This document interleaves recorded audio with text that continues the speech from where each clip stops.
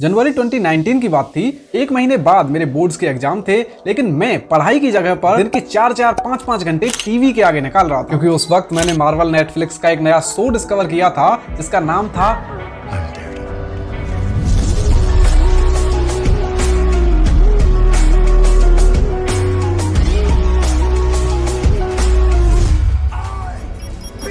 And as a viewer जिसने इसके Netflix वाले तीनों सीजन्स बिंज वॉच किए थे, मैं इसके इस नए सीजन के एपिसोड्स को देखकर बस यही कहूंगा कि भाई साहब ये वो तो बिल्कुल नहीं था जो हम लोग एक्सपेक्ट करके बैठे थे। मतलब फाड़ दिए वो। आई मीन अगर मार्वल का कोई शो लॉर्ड लोकी को टक्कर दे सकता है तो भाई वो ये है। और तुम सोच रहे हो हम इसका कंपैरिजन लॉर्ड लोकी से कर रहे हैं, तो सोचो ये किस लेवल का शो होगा। खैर सारी चीजों पर एक एक करके बात करना स्टार्ट करते हैं। एंड इस वीडियो के लिए हम ये मान के चलते हैं कि तुमने इसके नेटफ्लिक्स वाले पिछले तीनों सीजन देखे हैं, एंड अगर नहीं भी देखे तो कोई बात नहीं, मैं इसकी इंपोर्टेंट डिटेल्स तुम्हें आगे बताता चलूंगा। तो एपिसोड 1 स्टार्ट होता है एक नॉस्टैल्जिया हिट कराने के साथ, जब कैरन, फॉगी एंड मैट एक बार में बैठे होते हैं, चिल कर रहे होते हैं, क्योंकि वहां पर एनवाईपीडी ऑफिसर चेरी की रिटायरमेंट पार्टी चल रही होती है। फॉगी इस शो में आगे चल के काफी बड़ा रोल प्ले करने वाली कैस्टन मैकडफिन से बात कर रहा होता है, एंड तभी उसे एक कॉल आता है। वो कॉल रिसीव करने के लिए थोड़ा साइड में जाके वो कॉल रिसीव करता है एंड बात करता है, तो हमें पता चलता है कि उसने किसी आदमी को अपने अपार्टमेंट में छुपा रखा है, जिसे मारने के लिए वहां पर कोई पहुंच चुका है। With the help of radar sense Matt ये सब सुन लेता है एंड सूट डाल के वहां पर पहुंच जाता है। और जब वहां उसे जाके पता चलता है कि वो बंदा यानी बुलसाई यानी पिछले सीजन वाला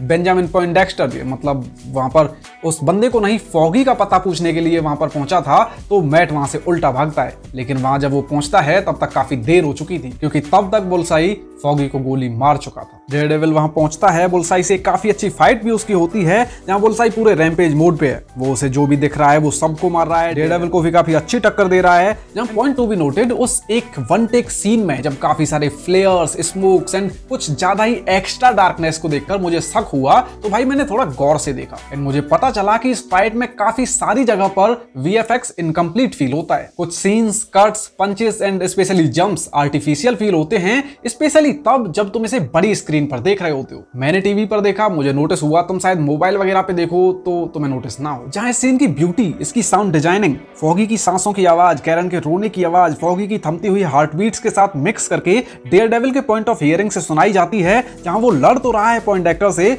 बट उसका ध्यान फॉगी पे है। एंड एक टाइम के बाद जब फॉगी की सांसें पूरी तरह से थक जाती हैं, उसकी हार्टबीट पूरी तरह से फेड आउट हो जाती है, तो डेयरडेविल का वो इमोशनल फेज तुम फील कर पाते हो कि वो पोइंडेक्स्टर को वहां पर मारता नहीं है, बस छत से उसे ऐसे ही फेंक देता है। फॉगी की डेथ के ऑलमोस्ट 1 साल बाद अब मैट डेयरडेविल बनना छोड़ चुका है, क्योंकि उसका मानना है कि how can I be Hokage if I can't even save one friend. उसने डेक्स को भी जान से नहीं मारा, उसे कानून के हवाले उसने छोड़ दिया, जहां एज अ लॉयर उसने खुद ही लाइफ टाइम के लिए जेल भी कराई। एंड मैट अब क्रिस्टीन मैकडफिन के साथ अपनी अलग लॉ फर्म स्टार्ट कर चुका है, एंड कैरन अब सैन फ्रांसिस्को शिफ्ट हो चुकी है। जो लोग जानते हैं वो जानते हैं कि डेयरडेविल बॉर्न अगेन की कॉमिक्स में कैरन का सैन फ्रांसिस्को में होना कितना बड़ा रोल प्ले करता है। खैर देखते हैं ये लोग कॉमिक्स के इस शो को कितना क्लोज लेकर जाते हैं। खैर अब मैट को पता चलता है कि विल्सन फिस्क अब न्यूयॉर्क के मेयर के इलेक्शन में खड़ा हो रहा है, एंड विजिलेंटिज्म को न्यूयॉर्क की सड़कों से खत्म करने को एक मुद्दा बनाकर वो चुनाव यहाँ पे लड़ रहा है। अपना लवर बॉय किंगपिन अपनी वाइफ वेनेसा से न्यूयॉर्क का मेयर बनने की डिमांड करता है,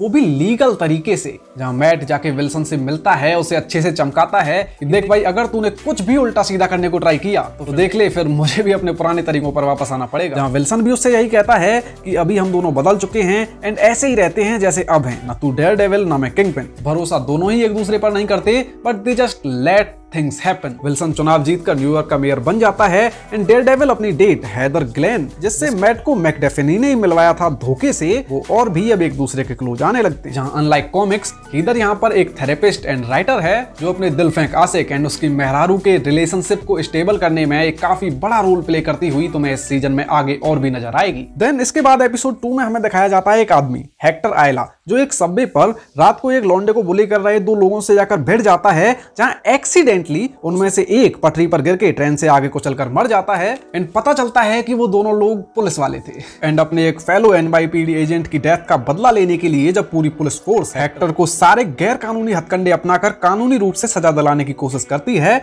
तो मैट उसे डिफेंड करता है। जहां हेक्टर के घर पर अपने आदमी भेजने से उसे पता चलता है कि भाई हेक्टर आयला असलियत में व्हाइट टाइगर है, and in any case you don't know who is white tiger, don't worry, ये कैरेक्टर इस सीरीज में आगे और भी काफी बड़ा रोल प्ले करने वाला है, तो इस पर हम आगे की वीडियोस में बात करते रहेंगे। तो लॉन्ग स्टोरी शॉर्ट, वो जो बंदा जिसे बचाने के चक्कर में ये कांड हुआ था हेक्टर से, मैट उसका पता लगाता है एंड उसे पता चलता है कि उसके पीछे तो भाई एनवाईपीडी खुद लगी हुई है उसे खत्म करने के लिए, क्योंकि इस चीज में हेक्टर की कोई गलती नहीं थी, इस फैक्ट का बस एक ही विक्टिम तो है। इससे मुझे याद आया कि यार क्या न्यूयॉर्क के सबवेज पर भी सीसीटीवी कैमराज नहीं होते? व्हाट द फक भाई।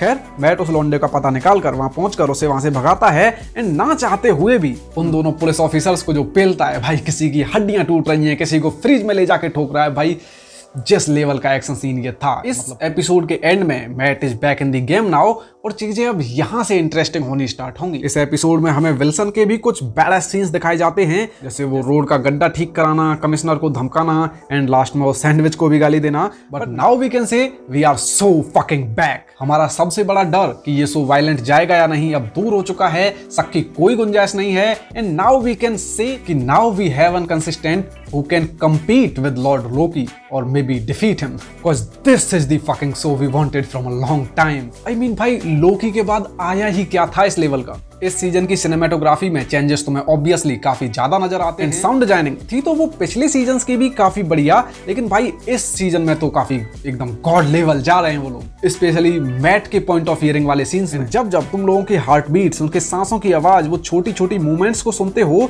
तुम वो फील कर पाते हो कि इस वक्त मैट क्या फील कर रहा होगा। That's the beauty of its sound designing, it just makes you believe that you are there present in that scene. ये कहानी आगे और भी काफी ज्यादा इंटरेस्टिंग होने वाली है, ये हम लोग अभी से फील कर सकते हैं और चिंता की कोई बात नहीं है, क्योंकि जैसे जैसे इसके एपिसोड्स आएंगे हम उन सभी एपिसोड्स पर एक एक करके बात करते रहेंगे। अगर इस वीडियो पर अच्छा रिस्पॉन्स आया तो वेल दैट्स ऑल। अब अगर तुमको जानना है कि सिकंदर के टीजर में क्या प्रॉब्लम्स थी, जो टीजर अभी रिलीज किया है एंड क्यों वो भी भाईजान का कमबैक नहीं करा पाएगा, तो फिर तुम मेरी ये वाली वीडियो चेकआउट कर लेना, मच्छर भाई। And yes that's all. अब तुमको अगर ये वीडियो देखकर कुछ भी अच्छा लगा, खुशी हुई, मजा आया, कुछ नया इन्फॉर्मेटिव जानने को मिला, तो भाई लाइक मार देना इस वीडियो को। चैनल पर कहीं से भी नए आ गए हो तो सब्सक्राइब मारो यार इस चैनल को। मुझे मेरे सोशल मीडिया हैंडल्स पर भी फॉलो कर लेना एंड यस दैट्स ऑल। अब मैं मिलता हूँ आप लोगों से अगली वीडियो में। Thanks for watching.